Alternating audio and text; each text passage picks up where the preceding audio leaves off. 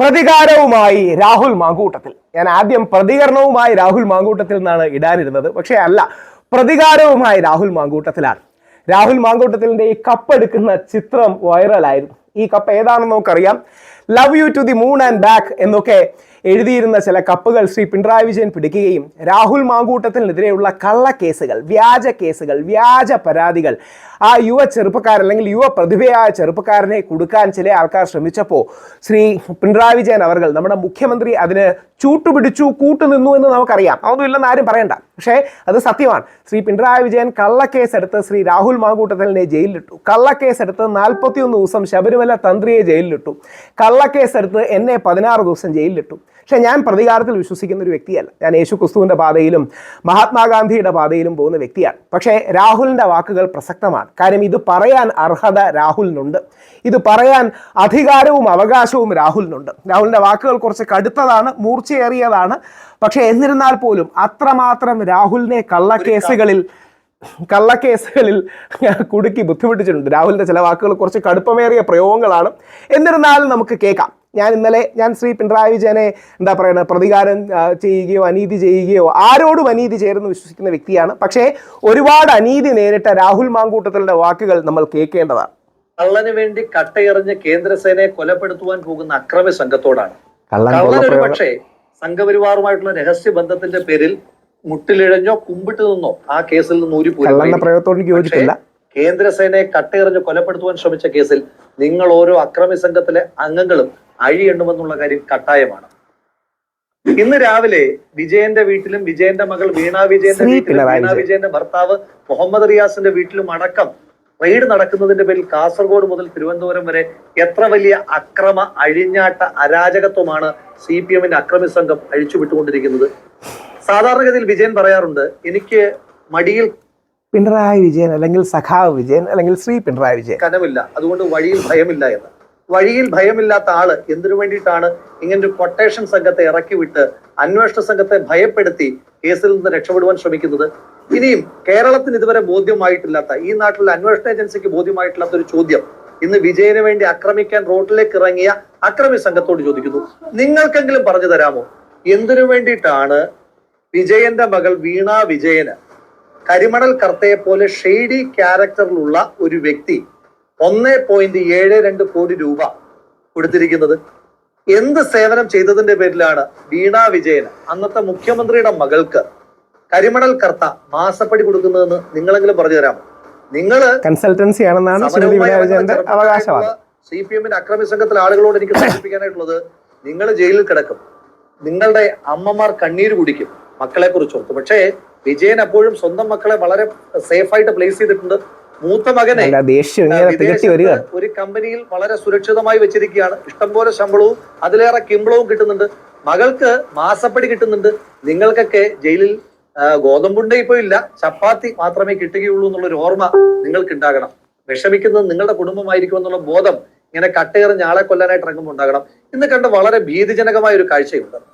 Raid നടത്തുന്നതിന്റെ പേരിൽ ED സംഘം വാടകയ്ക്ക് എടുത്തിട്ട് വന്നതാണെന്ന് തോന്നുന്നു. ഒരു ടാക്സി കാർ ചില്ലിലൊക്കെ കട്ടയെറിയുകയാണ്. ആ വണ്ടി മനുഷ്യൻ, ഒരു പക്ഷേ അദ്ദേഹം ED ഉദ്യോഗസ്ഥനൊന്നും ആയിരിക്കില്ല, ഏതെങ്കിലും ടാക്സി ഡ്രൈവർ ആയിരിക്കും. അയാൾ ജീവഭയത്താൽ അലമുറയിടുന്നത് നമ്മൾ വളരെ വേദനയോട് കൂടിയിട്ടാണ് കണ്ടത്. കണ്ണൂരിലും തിരുവനന്തപുരത്തും കാസർഗോഡ് തൊട്ട് തിരുവനന്തപുരം വരെ എല്ലാ പ്രദേശത്തും ഇങ്ങനെ അക്രമം അഴിച്ചുവിട്ടാൽ വിജയൻ രക്ഷപ്പെടുമെന്ന് നിങ്ങൾ വിചാരിക്കുന്നുണ്ട്? വിജയനെ രക്ഷിക്കണമെന്ന് ആഗ്രഹിക്കുന്ന ആളുകൾ വലിയ വർത്തമാനമൊന്നും പറയാതെ ലളിതമായി പറഞ്ഞാൽ മതി. എന്തിനാണ് കരിമണൽ കർത്ത 1.73 കോടി രൂപ വീണ വിജയന് കൊടുത്തത്? അത് പറഞ്ഞാൽ കേസ് തീർന്നു. കേരളം ഒറ്റക്കെട്ടായിട്ട് ഒരുമിച്ച് വിജയന്റെ കുടുംബത്തോടൊപ്പം നിൽക്കും. ഇതിനെ ഇക്വേറ്റ് ചെയ്യാൻ ഉടനെ രാഹുൽ ഗാന്ധിയുടെ കേസ് ചെയ്തിട്ടുണ്ട്. ശരിയാ, രോഗബാധിതയായ ശ്രീമതി സോണിയാഗാന്ധിയെ ചോദ്യം ചെയ്തിട്ടുണ്ട്, അതും ശരിയാ. പക്ഷെ അതൊന്നും കരിമണൽ കർത്തയുടെ കയ്യിൽ നിന്ന് മാസപ്പടി കൈക്കൂലി വാങ്ങിയ കേസിലല്ല അവരെ ആരെയും ചോദ്യം ചെയ്തത്. അത് കേന്ദ്ര സർക്കാരിന്റെ എല്ലാ നേതാക്കന്മാരെയും വേട്ടയാടുമ്പോഴും വിജയന് വലിയ സംരക്ഷണമായിരുന്നു മോദിയുടെ നേതൃത്വത്തിലുള്ള കേന്ദ്ര സർക്കാർ എല്ലാ കാലത്തും കൊടുത്തു പോന്നിരുന്നത്. ഇന്ന് നടന്ന റെയ്ഡ് പോലും ബഹുമാനപ്പെട്ട ഹൈക്കോടതി ഇടപെടലിനെ തുടർന്നുള്ളതാണ്. എനിക്ക് ചോദിക്കാനുള്ളത്, എന്തിനാണ് ബഹുമാനപ്പെട്ട ഹൈക്കോടതി ED-യോട് റെയ്ഡ് നടത്തുവാൻ ആവശ്യപ്പെട്ടതിന്റെ അടിസ്ഥാനത്തിൽ ED നടത്തുന്ന റെയ്ഡിനെ ഇങ്ങനെ പ്രതിരോധിക്കുവാൻ ശ്രമിക്കുന്നത്? നിയമത്തിന്റെ വഴിക്ക് പോയാൽ പോരെ എന്ന് തീരുമാനിച്ചാൽ പോരെ? വിജയനോട് ഞാൻ പേഴ്സണൽ കണക്ക് പറയാം. എനിക്കെതിരെ നിങ്ങളുടെ മെയിലിൽ ഒരു പരാതി വരുന്നു, ഊരും പേരും വാലും തലയും ഒന്നുമില്ലാത്തൊരു പരാതി.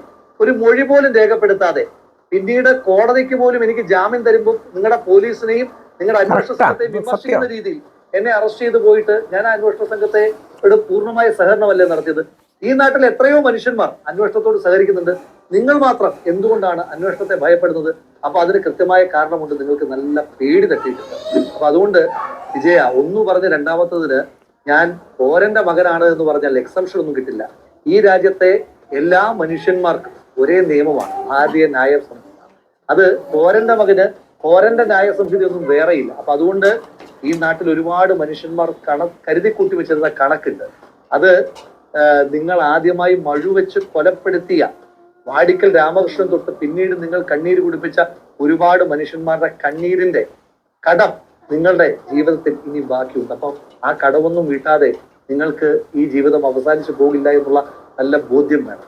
അതുകൊണ്ട് ശ്രീ വിജയൻ, ഉളുപ്പ് അല്പമെങ്കിലും അവശേഷിക്കുന്നുണ്ടെങ്കിൽ ഇന്നലകളിൽ മുഖ്യമന്ത്രിയായിരിക്കുമ്പോൾ മറ്റുള്ളവർക്കെതിരെ പറഞ്ഞ ഏതെങ്കിലും വാചകം ഓർമ്മയിലുണ്ട് എങ്കിൽ നിങ്ങൾ അടിയന്തരമായി പ്രതിപക്ഷ നേതൃപദവിയും അതുപോലെ തന്നെ ധർമ്മടം MLA പദവിയും രാജിവെച്ചൊഴിയുകയാണ് നിങ്ങൾക്ക് നല്ലത്.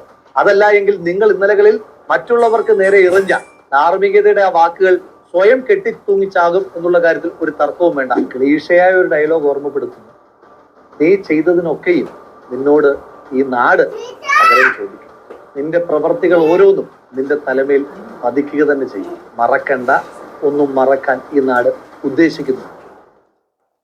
രാഹുല് കടുപ്പിച്ചു. കള്ളന് വേണ്ടി എന്താ പറയാ, രാഹുല് അത് പറയുമ്പോൾ ഒന്നും തിരിച്ചു പറയാൻ പറ്റാത്തത്, അല്ലെങ്കിൽ രാഹുലിൻ്റെ സുഹൃത്തെന്ന് പറഞ്ഞാൽ പരിചയക്കാരനായ സുഹൃത്താണ്. പക്ഷേ രാഹുലിന് അത്രമാത്രം വേദന ഉണ്ടായിട്ടുണ്ട്, അത്രമാത്രം വിഷമം തട്ടിയിട്ടുണ്ട്. കാര്യം രാഹുലിൻ്റെ ലൈഫും കരിയറും ഒക്കെ ശ്രീ പിണറായി വിജയൻ ഈ തീവ്ര ഫെമിനിസ്റ്റ് രാഷ്ട്രീയത്തിനും കോൺഗ്രസിനെതിരെയുള്ള രാഷ്ട്രീയത്തിനും വേണ്ടി ദുരുപയോഗം ചെയ്തു എന്നുള്ള സത്യമാണ്. അവിടെയാണ് പ്രതികാരത്തെ പ്രതികാരം കൊണ്ട് നേരിടണോ, തെറ്റിനെ തെറ്റുകൊണ്ട് നേരിടണോ, അല്ലെങ്കിൽ റിവെഞ്ചിനെ റിവെഞ്ച് കൊണ്ട് നേരിടണോ, എനിക്ക് സംശയമുണ്ട്. എന്നിരുന്നാലും രാഹുലിൻ്റെ ആ വാക്കുകൾ പ്രസക്തമാണ്. കാര്യം രാഹുലിനെ അത്രമാത്രം വേട്ടയാടുന്നതിൽ പിണറായി ഗവൺമെൻറ് ഈ 3 വ്യാജ പരാതികളുടെയും പിന്നിൽ ഗവൺമെൻറ് താല്പര്യം കൂടിയുണ്ട്. അതും കൂടെ അറിഞ്ഞിരിക്കണം. ഒന്നും മറച്ചു വെച്ചിട്ട് കാര്യമൊന്നുമില്ല. എന്നെ കോടതിയിൽ കേസിൽ 16 ദിവസം ജയിലിലിട്ടപ്പോൾ എന്തൊരു കള്ളമായിരുന്നു ഈ ഗവൺമെൻറ് ഭാഗത്തു നിന്നുള്ള അഡ്വക്കേറ്റ്സ് എന്ന് പറഞ്ഞത്. അങ്ങനെ പച്ചക്കള്ളം പറയാൻ യാതൊരു മടിയില്ല. പക്ഷേ എൻ്റെ ഏക റിക്വസ്റ്റ്, തെറ്റിനെ തെറ്റുകൊണ്ടും അനീതിയെ അനീതി കൊണ്ടും അല്ല എതിർക്കേണ്ടത്. നമ്മൾ കുറേ കൂടെ ഒരു ആത്മീയ പാതയിലും ദൈവീക പാതയിലും ഗാന്ധിജിയുടെ പാതയിലും പോകണമെന്നുള്ളതാണ്. പക്ഷേ രാഹുലിൻ്റെ ആ വേദന, വിഷമം, രാഹുലിൻ്റെ മുഖത്തുള്ള ആ ചിരി, രാഹുലിൻ്റെ വേദന, ആ കടിച്ചമർത്തി വെച്ച വേദന വെളിയിലോട്ട് വരുന്നതിൻ്റെ സന്തോഷമാണ്. അതാണ് നിങ്ങളിൽ എത്തിക്കാൻ ആഗ്രഹിച്ചത്.